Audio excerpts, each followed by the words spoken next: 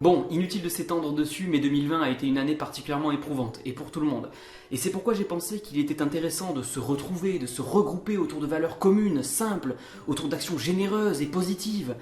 Comme se moquer, injustement et avec méchanceté, d'un film fauché destiné aux enfants. Et c'est donc pour ça que je vous propose de vous pencher sur Le Père Noël contre les Martiens, ou Santa Claus Conquers the Martians en VO, un film réalisé par Nicholas Webster qui est un film de Noël. De SF. Et déjà, je pourrais m'arrêter là.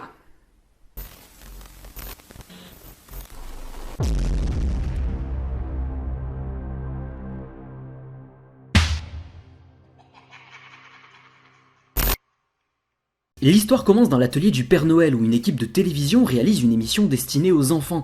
Nous y rencontrons les fameux lutins du Père Noël qui apparemment font semblant de bosser là, et bien sûr le Père Noël lui-même qui se donne beaucoup de mal pour apporter gêne et malaise dans nos cœurs tout au long du métrage.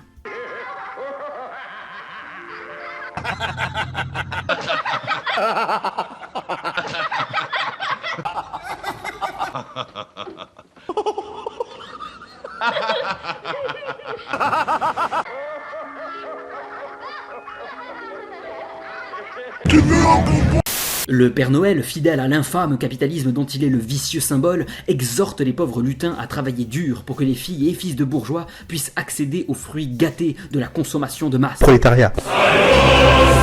Le film nous téléporte ensuite sur Mars, dans ce qui semble être la préquelle de la soupe aux choux. Mais hélas, tout n'est pas rose sur la planète rouge, car les petits hommes verts broient du noir. Kimar, le chef des Martiens, est inquiet pour les enfants de Mars. Le problème étant que les bambins sont hypnotisés par la télé et des programmes terriens. Non, mais cet enfant, il est pas hypnotisé, là, il fait juste un AVC. Et bordel, qu'est-ce que c'est que cette erreur de casting pour la VF ? Bomard, c'est quoi une poupée? Je ne sais pas, Guirmard. Qu'est-ce que la tendresse et l'attention? Je ne sais pas non plus. Plutôt que de remettre en question leur éducation, les parents décident de consulter un vieux sage du nom de Père Fouras, du nom de Chochem, pardon. C'est ma bite ! Les enfants ne sachant pas se divertir ne semblent pas heureux. Le vieux sage suggère alors qu'ils fassent la connaissance du Père Noël pour remettre de la joie dans leur cœur. Puis, il explose. Non mais si je commence à m'attarder sur des trucs comme ça... On n'est pas sorti du sable! Les Martiens décident de suivre les conseils du vieux débris et projettent d'enlever le Père Noël pour le ramener sur Mars. Forcément, à partir du moment où une entité étrangère s'attaque à un symbole du capitalisme comme Santa Claus, les États-Unis envoient l'US Air Force attaquer les soucoupes martiennes.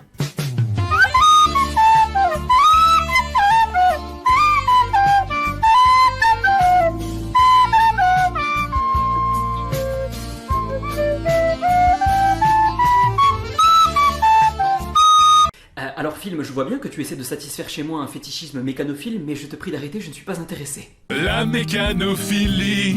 Deux enfants random, Billy et Betty Foster, sont approchés par les Martiens. Nous recherchons l'un de vos Pères Noël. Mais il n'y a qu'un seul Père Noël? On en a vu beaucoup dans plusieurs villes. Oh, ceux-là, ce sont ses assistants. Mais il n'existe qu'un seul vrai Père Noël, et il travaille dans son atelier, là-haut, au pôle Nord. Je joue mal. C'était ce qu'on voulait savoir. Les envahisseurs kidnappent ces mauvais enfants acteurs et filent en direction du pôle Nord. La nouvelle de l'enlèvement s'étant répandue, les États-Unis décident une nouvelle fois d'une riposte mesurée.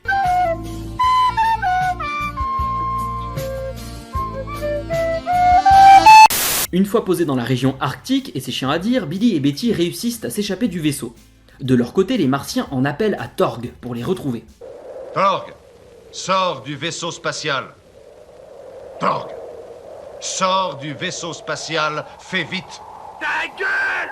Demande à mes potes si je suis puceau. Tu vas voir les réponses, tu vas te prendre. Les enfants se mettent en quête de l'atelier du Père Noël, mais sont successivement attaqués par un ours, puis par le fameux Torg.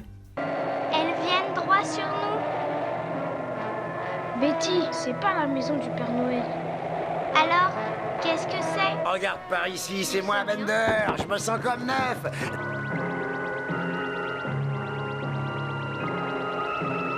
Allez, mais bordel, mais cassez-vous! Allez! Chou!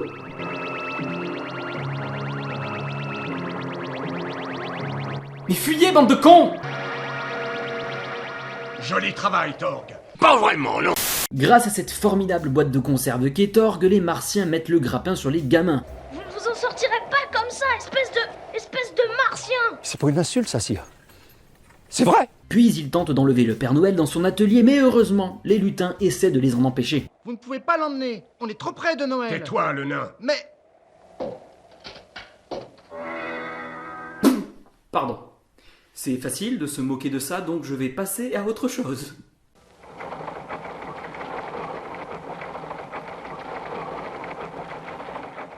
Et Madame Noël a bien identifié les kidnappeurs. Il s'agirait de Martiens. Qu'est-ce qui est rond? Qu'on met sur un bâton et qu'on fait griller sur le feu. Et qui est vert? Je ne sais pas. Quoi? Un martien malot. Non mais c'est pas que c'est pas drôle, c'est que c'est pas une blague. Mais oui, c'est la VF qui plombe la blague, puisqu'en anglais ça aurait dû être a Martian mellow. Marshmallow. Voilà. Et si? Jusqu'à présent, nous pouvions affirmer que nous glissions sur un verglas de médiocrité, mais soudainement, le sentiment de malaise propre à tout bon nanar fait surface et de la manière la plus délicieuse qui soit. Et c'était un réveillon de Noël très brumeux. Je distinguais à peine les cheminées dans le brouillard. Mais cela ne m'a pas arrêté, j'ai commencé à ramper. Et je vais vous dire une chose, c'était la plus grosse cheminée que j'avais jamais visitée. Et tout à coup, j'ai réalisé que ce n'était pas n'importe quelle cheminée. C'était la cheminée de la reine Élisabeth. Bref, après avoir raconté sa visite de la grosse cheminée de la reine Élisabeth, le Père Noël et les enfants commencent à faire la visite du vaisseau. Voldar, haïssant le Père Noël, saisit cette occasion pour se débarrasser des 3 terriens en les propulsant dans le vide spatial. Le chef Kimar l'apprend, saute sur Voldar et c'est... La bagarre. Oh, il y a une sacrée bagarre là au premier plan. C'est n'importe quoi. C'est des images qu'on n'aimerait pas du tout voir. Mais finalement, Santa, Billy et Betty réapparaissent, sains et saufs. Kimar leur demande comment ils ont pu éviter d'être propulsés dans le vide de l'espace, et... Vous ne voudriez quand même pas que je vous révèle mon secret? Oh, on s'en fout.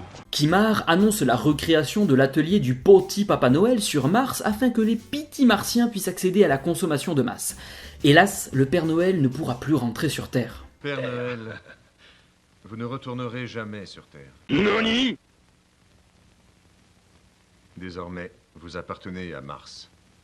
Oh, oh, oh. Voldar, vexé de s'être fait latter le cul et mis à l'isolement, cherche à se venger et élabore un plan. L'atelier ferme à 10 heures. Les gardes seront chez Kimar pour veiller sur le Père Noël. Alors voilà ce que l'on va faire, écoutez. Toi, tu passes par derrière et toi...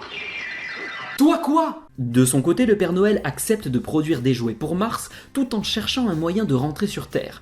Et le travail est fatigant. Non, je ne suis pas fatigué. Mais mon doigt l'est. Il a appuyé sur des boutons toute la journée. Eh bien... je crois que je vais monter mettre mon doigt au... Bon, stop, j'ai vraiment l'esprit mal placé ou il y a réellement un sens sexuel caché dans ce film pour enfants? Mon doigt n'est pas fatigué. Vous voulez pas un whisky d'abord? On découvre enfin le plan de Voldar qui consiste en un sabotage de l'atelier du Père Noël, impliquant que les jouets en sortent mal conçus. Mais le méchant est démasqué avec son complice, et c'est là... Bagarre, évidemment bagarre. Allez, c'est parti, la générale.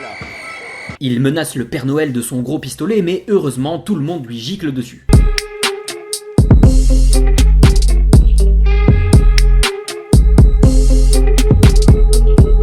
Bref, Voldar se prend sa deuxième méga raclée dans une scène qui dure... Et qui dure... Et qui dure... Et qui dure... Bon, c'est bientôt fini ce règlement de compte là.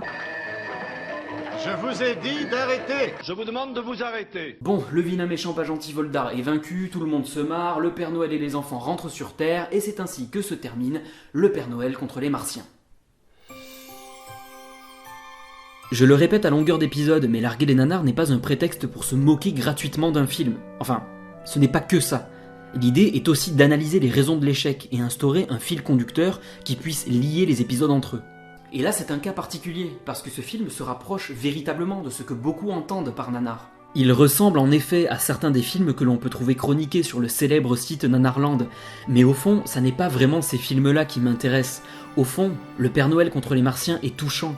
Touchant parce qu'il est raté, parce qu'il est fauché, et parce qu'il veut bien faire. Mais soyons honnêtes, pouvions-nous nous attendre à autre chose ?